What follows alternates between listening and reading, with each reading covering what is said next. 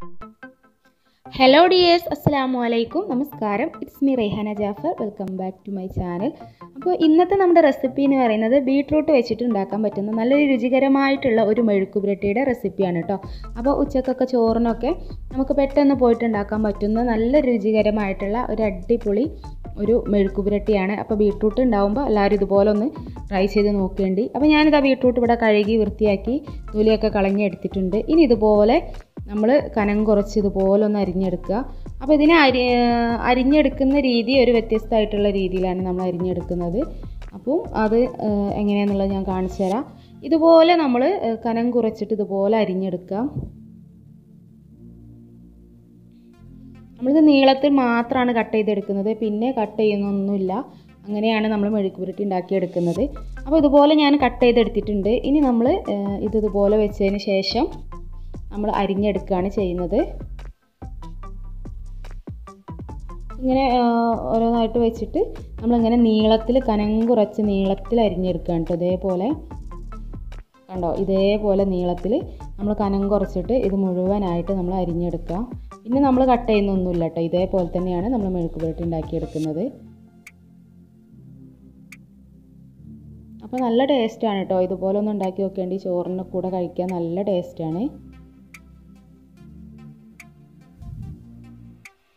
അപ്പോൾ ഇതേപോലെ നല്ല കനം കുറച്ചിട്ട് വേണം നമ്മൾ വെള്ളം ഒഴിച്ചിട്ട് ഒന്നല്ല അത് വേവിച്ചെടുക്കുന്നത്. അപ്പോൾ അതുകൊണ്ട് തന്നെ നല്ല കനം കുറച്ചിട്ട് വേണം നമ്മൾ അരിഞ്ഞെടുക്കാൻ.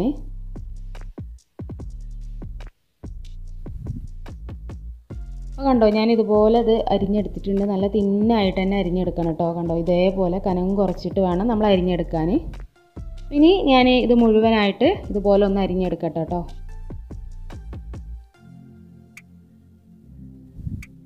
അപ്പോൾ അതാ കണ്ടില്ല, ഞാനിത് മുഴുവനായിട്ട് ഇതേപോലെ തന്നെ അരിഞ്ഞെടുത്തിട്ടുണ്ട്. ഇനി നമുക്കിതിലേക്ക് വേറെ കുറച്ച് ഇൻഗ്രീഡിയൻസും കൂടെ ആവശ്യമുണ്ട്. അപ്പോൾ അതെന്തൊക്കെയാണെന്നുള്ളതൊന്ന് ഞാൻ പറഞ്ഞുതരാം കേട്ടോ. കൂടുതലായിട്ടുള്ള ഇൻഗ്രീഡിയൻസ് ഒന്നുമില്ല. ഇതൊരു സവാളയാണ്. സവാളൻ്റെ പകുതിയാണ് എടുത്തിട്ടുള്ളത്. നിങ്ങൾക്ക് ഇതിലേക്ക് ചെറിയ ഉള്ളി വേണമെങ്കിലും എടുക്കാം. ചെറിയ ഉള്ളി എടുക്കുകയാണെന്നുണ്ടെങ്കിൽ ഒരു 8-10 ചെറിയ ഉള്ളി എടുത്താൽ മതി. സവാള ഞാൻ പകുതിയാണ് എടുത്തിട്ടുള്ളത്. ഇത് ഇതുപോലെ കനം കുറച്ച് ഞാൻ നീളത്തിൽ അരിഞ്ഞെടുത്തിട്ടുണ്ട്. കണ്ടോ, ഇതേപോലെ നമ്മൾ സവാള അരിഞ്ഞെടുക്കുക. പിന്നെ ഇതിലേക്ക് വേണ്ടത് ഒരു പച്ചമുളകാണ്. പച്ചമുളക് നിങ്ങളുടെ എരിവിനനുസരിച്ച് നിങ്ങൾക്ക് എടുക്കുക. അപ്പോൾ ഞാൻ ഒരു പച്ചമുളക് എടുത്തിട്ട് ഇതുപോലെ 2-3 കഷ്ണാക്കിയിട്ട് കട്ട് ചെയ്തെടുക്കുകയാണ്. കുറച്ച് ഇൻഗ്രീഡിയൻസ് മതി കേട്ടോ ഇതിലേക്ക്. ഇനി ഇതിലേക്ക് വേണ്ടത് ഒരു 2 തണ്ട് കറിവേപ്പിലയാണ്. അപ്പോൾ ഇതാ ഞാൻ 2 തണ്ട് കറിവേപ്പില എടുത്തിട്ടുണ്ട്. ഇനി നമുക്കിത് എങ്ങനെയാണ് മെഴുക്കുപുരട്ടി ഉണ്ടാക്കിയെടുക്കുന്നത് നോക്കാം. ഇതിന് വേണ്ടിയിട്ട് ഞാനിവിടെ ഒരു പാൻ വെച്ചിട്ടുണ്ട്. ഇത് നന്നായിട്ട് ചൂടായി വരുന്ന സമയത്ത് നമുക്കിതിലേക്ക് വെളിച്ചെണ്ണ ഒഴിച്ച് കൊടുക്കാം. നമ്മളിതുപോലത്തെ മെഴുക്കുപുരട്ടിയൊക്കെ ഉണ്ടാക്കുമ്പോൾ നമ്മൾ വെളിച്ചെണ്ണ യൂസ് ചെയ്യുന്നതാണ് നല്ലത്. അപ്പോൾ അതിനാണ് പ്രത്യേക ഒരു ടേസ്റ്റ്. അപ്പോൾ ഇനി ഇതിലേക്ക് വെളിച്ചെണ്ണ ഒഴിച്ച് കൊടുക്കാം. ഞാൻ ഏകദേശം ഒരു 4 സ്പൂൺ വെളിച്ചെണ്ണയോളം ഒഴിച്ച് കൊടുക്കുന്നുണ്ട്. കാരണം നമുക്കിത് ചെറിയ തീയിലിട്ടിട്ട് ബീട്രൂട്ട് വേവുന്നത് വരെ വേവിച്ചെടുക്കാൻ വേണ്ടിയിട്ടുള്ളൊരു എണ്ണ ഇതിൽ വേണം. അപ്പോൾ വെളിച്ചെണ്ണ ഒഴിച്ച് കൊടുത്തിട്ടുണ്ട്. ഇനി ഇത് നന്നായിട്ട് ചൂടായി വരുന്ന സമയത്ത് നമുക്കിതിലേക്ക് ഒരു 1/2 ടീസ്പൂൺ കടുക് ചേർത്ത് കൊടുക്കാം. കടുക് ചേർത്ത് കൊടുത്തതിന് ശേഷം നന്നായിട്ട് കടുകൊന്ന് പൊട്ടി വരട്ടെ. പൊട്ടി വരുന്ന സമയത്ത് നമുക്കിതിലേക്ക് സവാള ചേർത്തിട്ടൊന്ന് വഴറ്റിയെടുക്കണം. അപ്പോൾ കടുകൊക്കെ നന്നായിട്ട് പൊട്ടി വരട്ടെ കേട്ടോ. അപ്പോൾ ഇതാ കടുകൊക്കെ നന്നായിട്ട് പൊട്ടി വന്നിട്ടുണ്ട്. ഇനി നമുക്കിതിലേക്ക് നമ്മൾ അരിഞ്ഞു വെച്ചിട്ടുള്ള സവാള ചേർത്ത് കൊടുക്കാം. സവാള ചേർത്ത് കൊടുത്തതിന് ശേഷം നന്നായിട്ടൊന്ന് വഴറ്റിയെടുക്കണം. സവാള നല്ല സോഫ്റ്റായിട്ട് വഴറ്റിയെടുക്കണം കേട്ടോ. സവാളക്ക് പകരം നിങ്ങൾക്ക് ചെറിയ ഉള്ളി വേണമെങ്കിൽ എടുക്കാം കേട്ടോ. ഏത് ഓപ്ഷൻ വേണമെങ്കിലും നിങ്ങൾക്ക് സ്വീകരിക്കാം. ഞാൻ സവാള നന്നായിട്ടൊന്ന് വഴറ്റിയെടുക്കട്ടെ. ഈ സവാളയിലേക്ക് ആവശ്യമായിട്ടുള്ള ഉപ്പ് നമ്മൾ ചേർത്ത് കൊടുക്കാം. ഉപ്പ് നമുക്ക് ബീട്രൂട്ടിലേക്കും സവാളയിലേക്കൊക്കെ ആവശ്യമായിട്ടുള്ള ഉപ്പ് ചേർത്ത് കൊടുക്കാം. അപ്പോൾ ഉപ്പ് ചേർത്ത് കൊടുത്തതിന് ശേഷം നമ്മളൊന്നും കൂടെ നന്നായിട്ടൊന്ന് വഴറ്റിയെടുക്കുക. ഉപ്പ് ചേർത്തിട്ട് വഴറ്റിയെടുക്കുമ്പോൾ പെട്ടെന്ന് നമ്മുടെ സവാള വഴറ്റി വന്നോളും.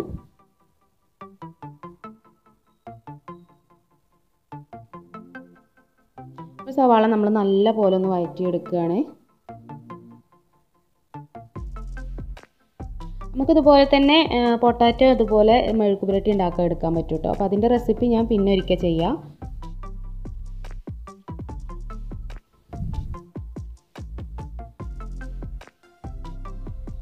സവാള അത്യാവശ്യം നല്ല സോഫ്റ്റ് ആയിട്ട് വരുന്നുണ്ട്. ഈ ഒരു സമയത്ത് നമുക്കിതിലേക്ക് പച്ചമുളക് ചേർത്ത് കൊടുക്കാം. ഞാനിതവിടെ അരിഞ്ഞ് വെച്ചിട്ടുള്ള പച്ചമുളക് ഇതിലേക്ക് ഇട്ട് കൊടുക്കുകയാണ്. പച്ചമുളക് കൂടെ ഇട്ട് കൊടുത്തതിന് ശേഷം നന്നായിട്ട് ഒന്നും കൂടെ ഒന്ന് വഴറ്റിയെടുക്കാം.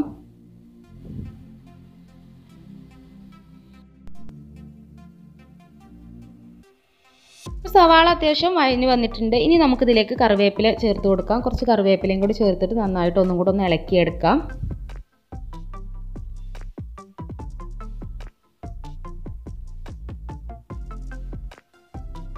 ഇനി ഇതിലേക്ക് നമുക്ക് കുറച്ച് മഞ്ഞൾപ്പൊടി ചേർത്ത് കൊടുക്കണം. അപ്പോൾ ഞാനൊരു 1/4 ടീസ്പൂൺ മഞ്ഞൾപ്പൊടി ഇതിലേക്ക് ചേർത്ത് കൊടുക്കുകയാണ്.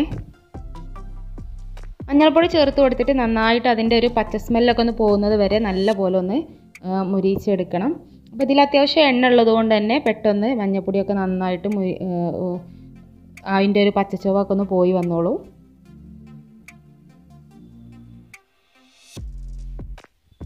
ഇനി സവാള ഒന്നും കൂടെ ഒന്ന് നല്ലപോലെ ഒന്ന് സോഫ്റ്റ് ആയിട്ട് നമുക്കിതിലേക്ക് ബീട്രൂട്ട് ചേർത്ത് കൊടുക്കാം. അപ്പോൾ ഇതാ സവാളൊക്കെ നല്ലപോലെ റെഡിയായി വന്നിട്ടുണ്ട്. ഞാൻ ബീട്രൂട്ട് എടുക്കാൻ പോയ ആ ഒരു ടൈം കൊണ്ട് സവാള അധികം ഒന്ന് മൊരിഞ്ഞു വന്നു. അപ്പോൾ അത്രയ്ക്ക് വേണ്ട കേട്ടോ. നല്ലൊരു സോഫ്റ്റ് ആവുന്ന സമയത്ത് ഇതിലേക്ക് ബീട്രൂട്ട് ചേർത്ത് കൊടുക്കാം. അപ്പോൾ ബീട്രൂട്ട് ചേർത്ത് കൊടുത്തതിന് ശേഷം നമുക്കിതിലേക്ക് കുറച്ച് കറിവേപ്പിലയും കൂടെ ഇട്ട് കൊടുത്തിട്ട് നമുക്കിത് നല്ല പോലെ ഒന്ന് ഇളക്കി മിക്സ് ചെയ്തെടുക്കണം.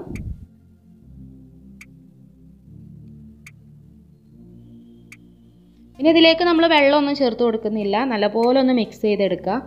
നല്ലപോലെ മിക്സ് ചെയ്ത് റെഡി. ഈ ഒരു ബീട്രൂട്ടും അതേപോലെ സവാളയൊക്കെ നല്ലപോലെ ഒന്ന് യോജിപ്പിച്ചെടുക്കുക. ഈ ഒരു സമയത്ത് ഞാനിതിലേക്ക് ഒരു ടീസ്പൂണ് കുരുമുളക് പൊടിയാണ് ചേർത്ത് കൊടുക്കുന്നത്. ഇത് നിങ്ങൾക്ക് കുരുമുളക് നമ്മൾ വീട്ടിൽ പൊടിച്ചെടുത്തിട്ട് ചേർത്ത് കൊടുക്കുന്നതാണ് കേട്ടോ ഏറ്റവും ടേസ്റ്റ് ഉണ്ടാവുക. കടയിൽ നിന്ന് വാങ്ങുന്ന കുരുമുളകിനേക്കാളും നമ്മൾ വീട്ടിൽ പൊടിച്ചെടുക്കുന്ന കുരുമുളക് ചേർത്ത് കൊടുക്കുകയാണെങ്കിൽ നല്ലൊരു പ്രത്യേക ടേസ്റ്റ് ഉണ്ടാവും. അപ്പോൾ അതും കൂടെ ചേർത്തിട്ട് നല്ലപോലെ ഒന്ന് മിക്സ് ചെയ്യുക. നല്ലപോലെ ഇളക്കി മിക്സ് ചെയ്ത് യോജിപ്പിച്ചതിന് ശേഷം നമുക്കിത് മൂടി വെച്ചിട്ടൊന്ന് വേവിച്ചെടുക്കണം. അപ്പോൾ നമ്മൾ ബീട്രൂട്ട് ചേർത്ത് കൊടുത്തതിന് ശേഷം നമ്മൾ ഏറ്റവും ചെറിയ തീയിലിട്ടിട്ട് വേണം നമ്മളിത് വേവിച്ചെടുക്കാൻ. എന്നാലേ ബീട്രൂട്ട് നല്ലപോലെ വെന്ത് വരുള്ളൂ. ഇനി നമ്മളിതുപോലെ ഒന്ന് ആക്കി കൊടുത്തതിന് ശേഷം മൂടി വെച്ചിട്ട് നമ്മൾ വേവിച്ചെടുക്കുകയാണ്. ചെറിയ തീയിലിട്ടിട്ട് വേവിച്ചെടുക്കുക. ബീട്രൂട്ടൊക്കെ നല്ലപോലെ കുറച്ച് അത്യാവശ്യം വേവ് ഉണ്ടാവും ബീട്രൂട്ടിന്. അപ്പോൾ ബീട്രൂട്ട് നല്ലപോലെ വെന്ത് വരുന്നത് വരെ നമ്മൾ മൂടി വെച്ചിട്ട് വേവിച്ചെടുക്കുക. ഇടയ്ക്ക് നമ്മളൊന്ന് തുറന്ന് ഒന്ന് ഇളക്കി കൊടുക്കാൻ മറന്നു പോകരുത് കേട്ടോ. കാരണം ഇത് കരിഞ്ഞു പോകരുത്. പിന്നെ ബീട്രൂട്ട് ഇതുപോലൊക്കെ വേവിച്ചെടുക്കുന്ന സമയത്ത് നല്ല കട്ടിയുള്ള നോൺ സ്റ്റിക്കിൻ്റെ പാനോ അല്ലെങ്കിൽ ഇരുമ്പിൻ്റെ ചീനച്ചട്ടിയൊക്കെ വെച്ചിട്ട് നിങ്ങൾ വേവിച്ചെടുക്കുകയാണെങ്കിൽ അടി പിടിക്കാതെ കിട്ടും. മറ്റേ നമ്മൾ അലൂമിനിയത്തിൻ്റെ പാത്രത്തിലൊക്കെയാണ് ഉണ്ടാക്കുന്നതെന്നുണ്ടെങ്കിൽ പെട്ടെന്ന് അടി പിടിച്ചു പോകും. നമുക്കിത് വെന്ത് വരുന്ന വരെ വെക്കണമല്ലോ. അപ്പോൾ ചെറിയ തീയിലിട്ടിട്ട് നമ്മളിതുപോലെ മൂടി വെച്ചിട്ട് വേവിച്ചെടുക്കുക. ഇടയ്ക്ക് തുറന്നിട്ട് ഇടയ്ക്കൊന്ന് ഇളക്കി കൊടുക്കുക. എന്നിട്ട് ഇതുപോലെ ഒന്ന് വേവിച്ചെടുക്കുക. ഇപ്പോൾ കണ്ടോ, ഇപ്പോൾ ഏകദേശം നമ്മുടെ ബീട്രൂട്ടൊക്കെ ഒന്ന് ഏകദേശം റെഡി ആയിട്ടുണ്ട്. ബീട്രൂട്ട് വെന്തിട്ടുണ്ടോയെന്ന് അറിയാൻ നമുക്കിങ്ങനെ ഒരു ബീട്രൂട്ട് എടുത്തിട്ട് ഇങ്ങനെ മുറിച്ച് ഈ ഒരു ചട്ടകം കൊണ്ട് ഇങ്ങനെ ഒന്ന് പ്രസ് ചെയ്ത് കൊടുത്താൽ അത് മുറിഞ്ഞ് വരും. ആ ഒരു സമയത്ത് നമ്മുടെ ബീട്രൂട്ട് വെന്തിട്ടുണ്ടാവും കേട്ടോ. ഇനി നമുക്ക് ഫ്ലെയിം ഒന്ന് ഓഫ് ചെയ്യാം. ഇനി ഇതിൽ കുറച്ചും കൂടെ ഈ ബീട്രൂട്ടിൽ നിന്ന് വെള്ളം ഇറങ്ങി വന്നിട്ടുണ്ടാവും. അപ്പോൾ കുറച്ചും കൂടെ ആ ഒരു വെള്ളമൊക്കെ ഒന്ന് വറ്റിച്ചെടുത്ത് നല്ലൊന്ന് ഡ്രൈ ആക്കി എടുക്കണമെങ്കിൽ അങ്ങനെ ചെയ്യാം. ഈ ഒരു സമയത്ത് നിങ്ങൾക്ക് ഇതിലേക്ക് തേങ്ങ ചേർത്ത് കൊടുക്കണമെങ്കിൽ ചേർത്ത് കൊടുക്കാം കേട്ടോ. അപ്പോൾ ഒരു പ്രത്യേക ഒരു ടേസ്റ്റ് ഉണ്ടാവും. ഞാനിപ്പോൾ ഏതായാലും തേങ്ങ ഒന്നും ചേർത്ത് കൊടുക്കുന്നില്ല. ഇങ്ങനെ തന്നെയാണ് ഈ ഒരു മെഴുക്കുപുരട്ടി ഉണ്ടാക്കിയെടുക്കുന്നത്. അപ്പോൾ തേങ്ങ ചേർക്കണം എന്നുള്ളവർക്ക് തേങ്ങ ചേർത്ത് കൊടുക്കാം. ഇപ്പോൾ ഇതാ നമ്മുടെ ബീട്രൂട്ട് മെഴുക്കുപുരട്ടി ഇവിടെ റെഡി ആയിട്ടുണ്ട്. നിങ്ങൾക്ക് എല്ലാവർക്കും ഈ ഒരു റെസിപ്പി ഇഷ്ടപ്പെട്ടിട്ടുണ്ടാവും എന്ന് വിചാരിക്കുന്നുണ്ട്. ചോറിൻ്റെ കൂടെ നല്ല ടേസ്റ്റാണ് കേട്ടോ.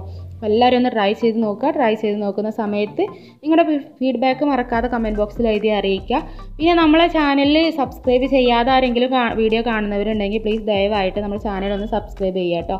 സബ്സ്ക്രൈബ് ചെയ്ത് വെച്ചാൽ നിങ്ങൾക്ക് ഞാൻ ഇതുപോലത്തെ റെസിപ്പീസൊക്കെ നമ്മൾ ഒരുപാട് റെസിപ്പീസുകൾ ഇതിൽ ചെയ്തിട്ടുണ്ട്. അതൊക്കെ കാണാത്തവരൊന്ന് പോയി കാണാം. അപ്പോൾ നിങ്ങൾക്ക് പെട്ടെന്ന് നമ്മുടെ വീഡിയോ ഇടുന്ന സമയത്ത് തന്നെ നിങ്ങൾക്ക് നോട്ടിഫിക്കേഷൻ വന്നിട്ട് പെട്ടെന്ന് കാണാൻ പറ്റും.